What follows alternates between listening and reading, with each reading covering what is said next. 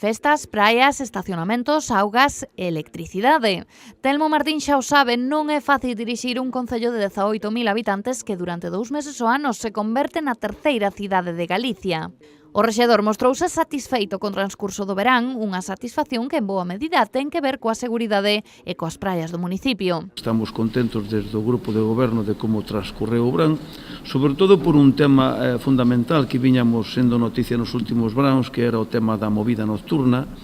e creo que iso que merece un reconocimiento a policía local e tamén os auxiliares de Galicia, e creo que o haber contratado 60 socorristas supuxo que non tivemos que perder ninguna bandeira azul das que tiñamos, a veces que o ano pasado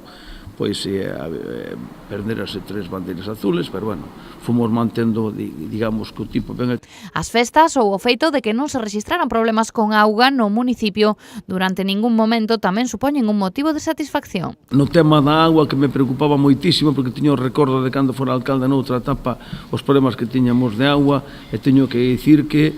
pasamos, creo que ben, que non hubo problemas en ningún momento, aunque os fins de semana do 25 de xullo e do 15 de agosto estivemos moi pendentes porque foron fin de semana de moitísima afluencia. A pesar de que o verán aínda non rematou, o alcalde de Sanxenxo xa está pensando na Semana Santa de 2018, aínda que sen esquecerse de que antes está o inverno e que Sanxenxo necesita novas estrategias, polo que o alcalde sinalou que o polígono industrial estará en funcionamento antes de que remate o presente ano.